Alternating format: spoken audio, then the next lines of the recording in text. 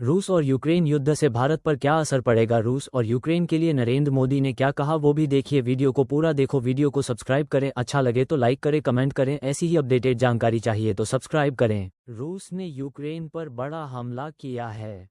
Ukraine ने दावा किया कि जब से युद्ध शुरू हुआ है, ये रूस का सबसे बड़ा हमला है। बताया जा रहा है कि रात भर रूस ने भारी बमबारी की। इस दौरान रूस ने यूक्रेन पर 479 ड्रोन लॉन्च किए।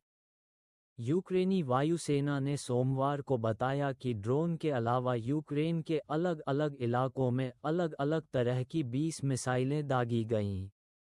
बमबारी में खास तौर पर यूक्रेन के मध्य और पश्चिमी क्षेत्रों को निशाना बनाया। बताया गया कि यूक्रेन की वायु रक्षा प्रणाली ने 277 ड्रोन और 19 मिसाइलों को मार गिराया। वायुसेना के एक बयान में दावा किया गया कि केवल 10 ड्रोन या मिसाइलों ने ही अपने लक्ष्य को हिट किया। हालांकि इस दावे की पुष्टि अब तक नहीं हो पाई है। रूस का दावा है कि उसने केवल सैन्य ठिकानों को निशाना बनाया था। हमले आमतौर पर देर शाम शुरू होते हैं और सुबह खत्म होते हैं, क्योंकि अंधेरे में ड्रोन को पहचानना मुश्किल हो जाता है। रूस ने 3 साल से अधिक समय तक चले युद्ध के दौरान यूक्रेन के नागरिक इलाकों में शाही ड्रोन से लगातार हमला किया है। संयुक्त राष्ट्र के अनुसार इन हमलों में 12,000 से अधिक यूक्रेनी नागरिक मारे गए हैं। विज्ञापन। सप्लाई चेन पर असर पड़ने की आशंका। भारत के रूस और यूक्रेन दोनों के साथ व्यापारिक संबंध हैं।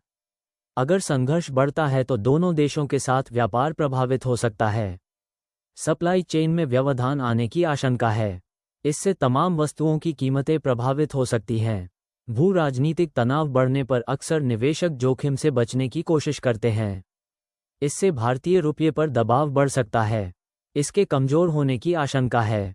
ये सभी चीजें भारत की अर्थव्यवस्था पर भारी पड़ सकती हैं। इसके अलावा भारत के रूस के साथ ऐतिहासिक और रणनीतिक संबंध हैं, खासकर रक्षा क्षेत्र में। वहीं यूक्रेन के साथ भी भारत के मैत्रीपूर्ण रिश्ते रहे हैं। ऐसे में किसी भी बढ़ते संघर्ष में भारत के लिए एक संतुलित रुख बनाए रखना मुश्किल हो सकता है। भारत पर अंतर्राष्ट्रीय स्तर पर किसी एक पक्ष का समर्थन करने का दबाव बढ़ सकता है। इससे उसकी विदेश नीति और जटिल हो सकती है।